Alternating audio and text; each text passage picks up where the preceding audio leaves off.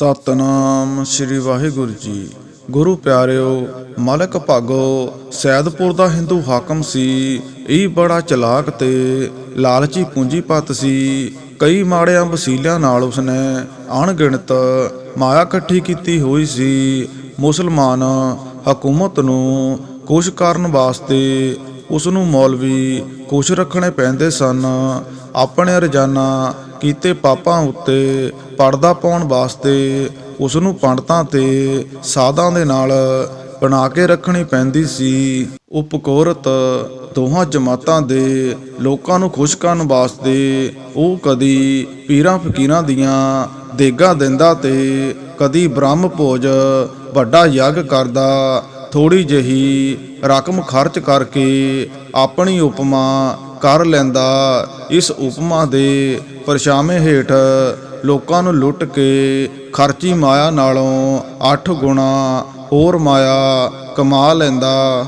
ਉਹ ਮੁਸਲਮਾਨ ਹਾਕਮਾਂ ਦੇ ਵਾਂਗ ਸੁਭਾਅ ਦਾ ਬਹੁਤ ਕਰੜਾ ਸੀ। ਪੰਡਤਾਂ ਤੇ ਮੌਲਵੀਆਂ ਨੇ ਮਲਕ ਭਾਗੋ ਕੋਲ ਜਾ ਕੇ ਚੁਗਲੀਆਂ ਕੀਤੀਆਂ ਕਿ ਨਾਨਕ ਨਾਮ ਦਾ ਵੇਦੀ ਖੱਤਰੀ ਸਾਧੂ ਹੋ ਕੇ ਸ਼ਹਿਰ ਵਿੱਚ ਆਇਆ ਹੈ। ਉਹ ਲੋਕਾਂ ਨੂੰ ਕੁਰਾਹੇ ਪਾ ਰਿਹਾ ਹੈ। ਲਾਲੋ ਸ਼ੂਦਰ ਦੇ ਘਰੋਂ ਰੋਟੀ ਖਾਂਦਾ ਹੈ ਤੇ ਪਾਣੀ ਪੀਂਦਾ ਹੈ। ਇਹ ਸੁਣ ਕੇ ਮਲਕ ਭਾਗੋ ਹੰਕਾਰ ਨਾਲ ਬੋਲਿਆ, ਚਿੰਤਾ ਨਾ ਕਰ, ਮੈਂ ਠੀਕ ਕਰ ਦਿਆਂਗਾ। ਸਬੱਬ ਨਾਲ ਉਹ ਵੀ ਦਿਨ ਨੇੜੇ ਸਨ ਜਦੋਂ ਉਸਨੇ ਸਾਲਾਨਾ ਜੱਗ ਕਰਨਾ ਸੀ। ਉਹ ਜੱਗ ਦਾ ਨਾਮ ਲੋਕਾਂ ਨੇ ਮਲਕ ਭਾਗੋ ਦਾ ਬ੍ਰਹਮ ਭੋਜ ਰੱਖਿਆ ਹੋਇਆ ਸੀ। ਉਹ ਬ੍ਰਹਮ ਭੋਜ ਉੱਤੇ ਦੂਰ ਦੂਰ ਤੋਂ ਹਿੰਦੂ ਸੰਤ ਸਾਧੂ ਸੱਦੇ ਜਾਂਦੇ ਸਨ। ਗਰੀਬ ਤੇ ਨੀਚ ਜਾਤੀਆਂ ਦੇ ਲੋਕਾਂ ਨੂੰ ਬ੍ਰਹਮ ਭੋਜ ਵਿੱਚ ਹਿੱਸਾ ਨਹੀਂ ਸੀ ਮਿਲਦਾ। ਉਹ ਤਰਸਦੇ ਹੀ ਰਹਿ ਜਾਂਦੇ ਸਨ। ਬ੍ਰਹਮ ਭੋਜ ਦਾ ਦਿਹਾੜਾ ਆ ਗਿਆ। ਹਲਵਾਈ ਲਾ ਕੇ ਪੂੜੀਆਂ ਕਢਵਾਈਆਂ ਗਈਆਂ।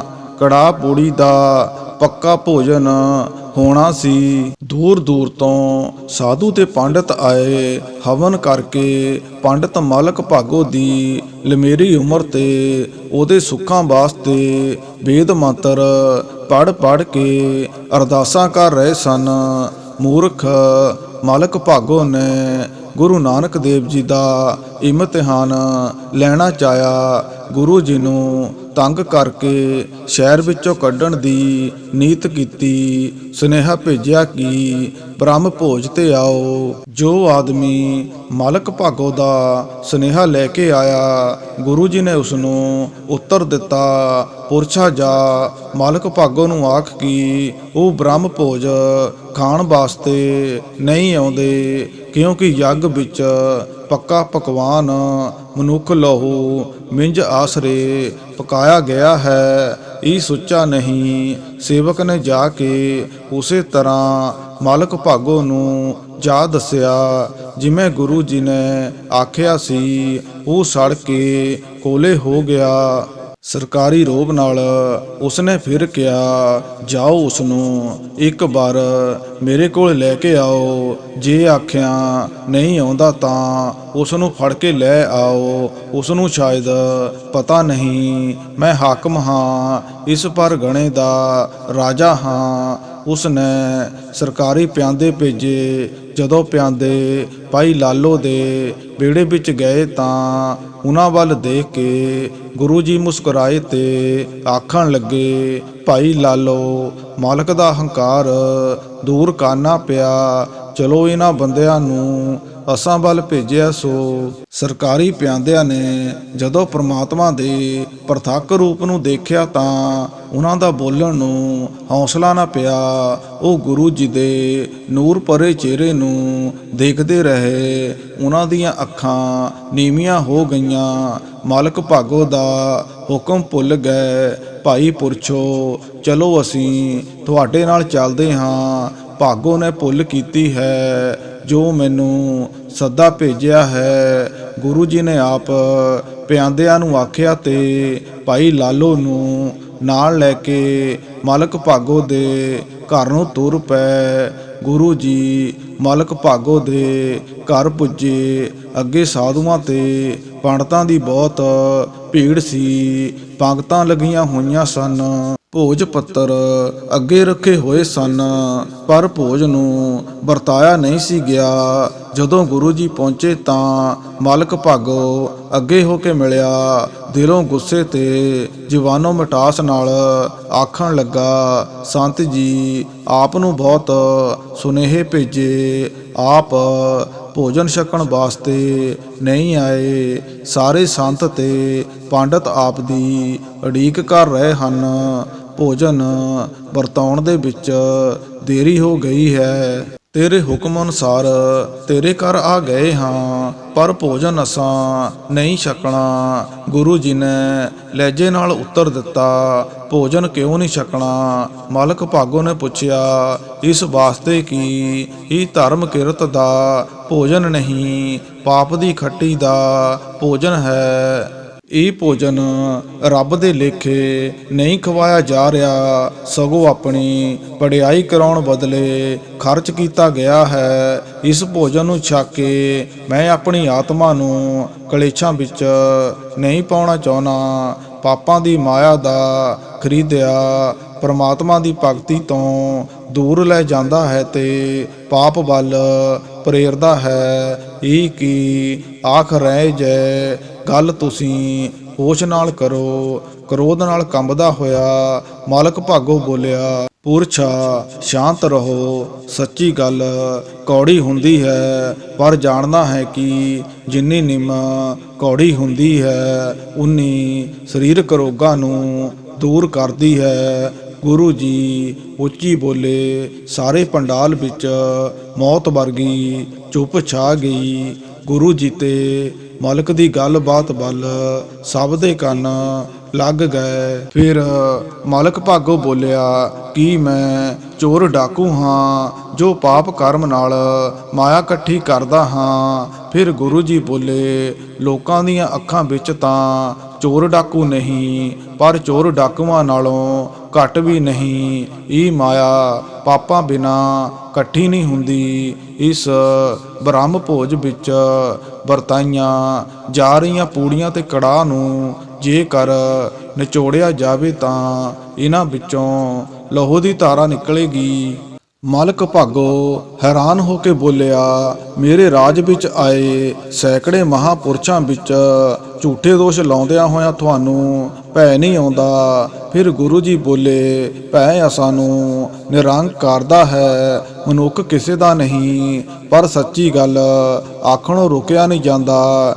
ਜੇ ਤੁਸੀਂ ਤਮਾਸ਼ਾ ਦੇਖਣਾ ਹੈ ਤਾਂ ਦਿਖਾਈਏ। ਫਿਰ ਮਲਕ ਭਾਗੋ ਬੋਲਿਆ, ਦਿਖਾਓ।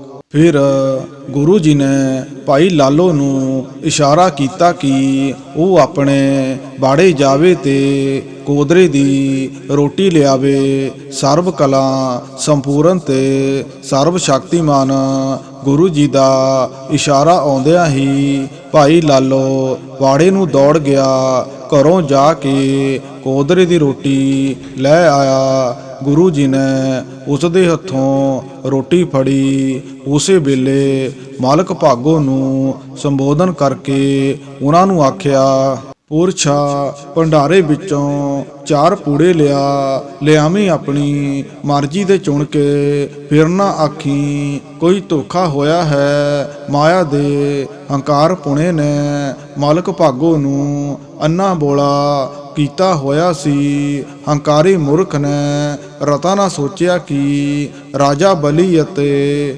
ਹਰਨਾਕਸ਼ ਵਾਂਗ ਮੈਂ ਕਿਉਂ ਇਮਤਿਹਾਨ ਵਿੱਚ ਪੈਂਦਾ ਹਾਂ। ਉਸ ਨੇ ਇਹ ਵੀ ਨਹੀਂ ਸੋਚਿਆ ਕਿ ਸ਼ਾਇਦ ਕੋਈ ਨਵਾਂ ਚੋਜ ਵਰਤਾਉਣ ਵਾਸਤੇ ਪਰਮਾਤਮਾ ਹੀ ਸਾਧੂ ਦਾ ਰੂਪ ਧਾਰ ਕੇ ਘਰ ਆ ਗਿਆ ਹੋਵੇ। ਉਸੇ ਵਕਤ ਕਾਲੀ ਨਾਲ ਕਦਮ ਪੁੱਟੇ ਭੰਡਾਰੇ ਵਿੱਚੋਂ 4 ਪੂੜੇ ਚੁੱਕ ਕੇ ਜਦੋਂ ਉਸਨੇ ਪੂੜਿਆਂ ਨੂੰ ਹੱਥ ਪਾਇਆ ਤਾਂ ਉਹਦਾ ਹਿਰਦਾ ਕੰਬਿਆ, ਹੱਥ ਭਾਰੇ ਹੋ ਗਏ। ਫਿਰ ਵੀ ਮੂਰਖ ਨੇ ਖਿਆਲ ਨਹੀਂ ਕੀਤਾ। ਪੂੜੇ ਲੈ ਕੇ ਗੁਰੂ ਜੀ ਦੇ ਕੋਲ ਆ ਗਿਆ। ਸਾਰੇ ਦਰਸ਼ਕ ਹੈਰਾਨ ਸਨ। ਉਹਨਾਂ ਦੀਆਂ ਅੱਖਾਂ ਗੁਰੂ ਜੀ ਦੇ ਹੱਥਾਂ ਉੱਤੇ ਗੱਡੀਆਂ ਗਈਆਂ ਤੇ ਕੰਨ ਖੜੇ ਹੋ ਗਏ।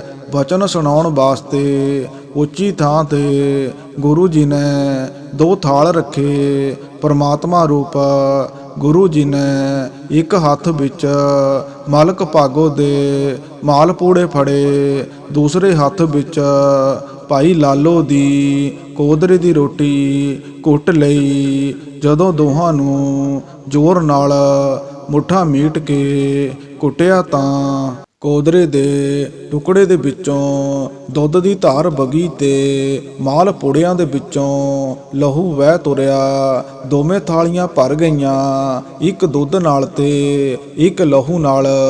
ਚੋਜੀ ਪ੍ਰੀਤਮ ਦਾ ਕੀਤਾ ਈ ਅਚੰਭਾ ਖੇਲ ਦੇਖ ਕੇ ਲੋਕ ਪਰੇਸ਼ਾਨ ਹੋ ਗਏ। ਸਭ ਦੀਆਂ ਅੱਖਾਂ ਪਥਰਾ ਗਈਆਂ, ਬੁੱਲ ਜੁੜ ਗਏ, ਹਿਰਦਿਆਂ ਦੀਆਂ ਧੜਕਣਾਂ ਮੱਧਮ ਹੋ ਗਈਆਂ। ਉਹਨਾਂ ਨੂੰ ਇੰਜ ਪ੍ਰਤੀਤ ਹੋਇਆ ਜਿਵੇਂ ਉਹ ਮਿੱਟੀ ਦੇ ਹੁੰਦੇ ਜਾਂਦੇ ਹਨ। 1-2 ਹੌਸਲੇ ਵਾਲੇ ਸਾਧੂਆਂ ਨੇ ਆਖਿਆ ਕਿ ਅਸਾਂ ਕਿਸੇ ਦਾ ਲਹੂ ਖਾਣਾ ਪੀਣਾ ਸੀ। ਮਲਕ ਭਾਗੋ ਦੀ ਅਚਰਜ ਹਾਲਤ ਸੀ। ਉਸ ਨੂੰ ਇਹ ਮਾਣ ਸੀ ਕਿ ਉਹ ਪੂਜਾ ਪਾਠ ਕਰਾਉਂਦਾ ਹੈ ਤੇ ਹਰ ਸਾਲ ਸਾਧੂਆਂ ਨੂੰ ਭੰਡਾਰੇ ਖਵਾਉਂਦਾ ਹੈ। ਇਸ ਵਾਸਤੇ ਉਸ ਦੇ ਕੀਤੇ ਪਾਪਾਂ ਨਾਲੋਂ ਸਭ ਚੜ ਜਾਂਦੇ ਹਨ। ਮਾਲ ਪੂੜਿਆਂ ਵਿੱਚੋਂ ਨਿਕਲਿਆ ਲਹੂ ਦੇਖ ਕੇ ਉਹਦੇ ਪੈਰਾਂ ਹੇਠੋਂ ਮਿੱਟੀ ਨਿਕਲ ਗਈ। ਸੈਂਕੜੇ ਲੋਕਾਂ ਦੇ ਸਾਹਮਣੇ ਉਸ ਦੀ ਨਰਾਦਰੀ ਹੋਈ। ਸੱਚਮੁੱਚ ਉਸ ਦੀ ਕਮਾਈ ਅਤਿਆਚਾਰਾਂ ਤੇ ਲੁੱਟਾਂ ਦੀ ਸੀ। ਉਸ ਨੂੰ ਗਰਕ ਹੋਣ ਵਾਸਤੇ ਧਰਤੀ ਬੇਰ ਨਹੀਂ ਸੀ ਦਿੰਦੀ। ਅੱਖਾਂ ਨੀਵੀਆਂ ਕਰਕੇ ਸੋਚੀ ਪਿਆ ਰਿਹਾ। ਜਿੰਨੇ ਵੀ ਸਾਧੂ ਤੇ ਸਿਆਣੇ ਪੰਡਤ ਭੋਜਨ ਛਕਣ ਵਾਸਤੇ ਆਏ ਸੀ, ਉਹ ਭੁੱਖੇ ਹੀ ਪੰਗਤ ਦੇ ਵਿੱਚੋਂ ਉੱਠ ਖਲੋਤੇ। ਉਹਨਾਂ ਨੂੰ ਗਿਆਨ ਹੋ ਗਿਆ ਕਿ ਹੰਕਾਰੀ ਮਾਇਆਧਾਰੀ ਦੀ ਕਿਰਤ ਪਾਪਾਂ ਦੀ ਹੈ। ਆਪਣੇ ਪਾਪਾਂ ਉੱਤੇ ਪਰਦਾ ਪਾਉਣ ਵਾਸਤੇ ਭੰਡਾਰੇ ਕਰਦਾ ਹੈ, ਪਰ ਨਾਲ ਹੀ ਉਹ ਸਿਆਣੇ ਗੁਰੂ ਜੀ ਦੇ ਸ਼ਰਧਾਲੂ ਬਣ ਗਏ।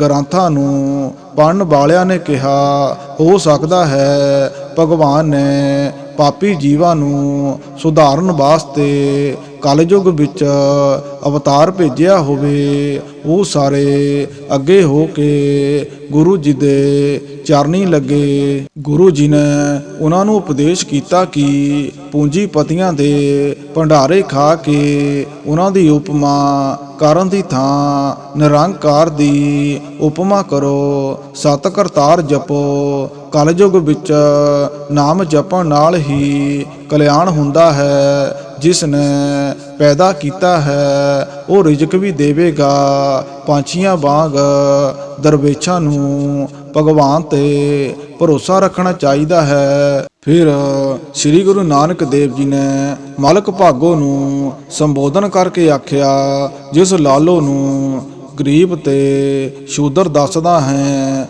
ਉਹ ਉੱਚਾ ਤੇ ਸੁੱਚਾ ਹੈ, ਕਿਉਂਕਿ ਉਹ 10 ਨੋਹਾਂ ਦੀ ਕਮਾਈ ਕਰਕੇ ਆਪ ਖਾਂਦਾ ਹੈ ਤੇ ਆਏ ਗਏ ਨੂੰ ਛਕਾਉਂਦਾ ਹੈ। ਉਸ ਦੇ ਘਰ ਰੋਜ਼ ਬ੍ਰਹਮ ਭੋਜ ਹੁੰਦਾ ਹੈ। ਉਸ ਦੇ ਵਰਗਾ ਭਗਤ ਤੇ ਦਾਤਾ ਕੋਈ ਨਹੀਂ। ਪਾਪਾਂ ਨਾਲ ਇਕੱਠੀ ਕੀਤੀ ਮਾਇਆ ਉੱਤੇ ਹੰਕਾਰ ਨਾ ਕਰ। ਜਦੋਂ ਜਮਦੂਤਾਂ ਦੇ ਵਸ ਪਿਆ ਤਾਂ ਹਿਸਾਬ ਦੇਣ ਲੱਗਿਆ ਪਛਤਾਵੇਂਗਾ। ਧਰਮ ਦੀ ਕਿਰਤ ਕਰ, ਸਤ ਕਰਤਾਰ ਦਾ ਜਾਪ ਕਰ, ਲੋਕ ਭਲਾਈ ਕਰ। ਪਰ ਸਿਆਣੇ ਆਖਦੇ ਹਨ, ਮੂਰਖ ਨੂੰ ਇੱਕ ਨਹੀਂ ਲੱਗਦੀ। ਜਿਵੇਂ ਬਾਂਸ ਦੀ ਪੋਰੀ ਵਿੱਚ ਫੂਕ ਮਾਰੀਏ ਤਾਂ ਅਗਲੇ ਪਾਸੇ ਲੰਘ ਜਾਂਦੀ ਹੈ। ਬਾਂਸ ਉੱਤੇ ਕੋਈ ਅਸਰ ਨਹੀਂ ਹੁੰਦਾ। ਮਲਕ ਭਾਗੋ ਉੱਤੇ ਸ੍ਰੀ ਗੁਰੂ ਨਾਨਕ ਦੇਵ ਜੀ ਦੇ ਬਚਨਾਂ ਦਾ ਕੋਈ ਖਾਸ ਅਸਰ ਨਾ ਹੋਇਆ। ਉਹ ਸ਼ਰਮਿੰਦਾ ਜਿਹਾ ਹੋਇਆ ਅੰਦਰ ਚਲੇ ਗਿਆ। ਸਾਧੂ ਤੇ ਪੰਡਤ ਭੁੱਖੇ ਤੁਰ ਗਏ, ਕਿਸੇ ਨੇ ਭੰਡਾਰਾ ਨਾ ਛਕਿਆ।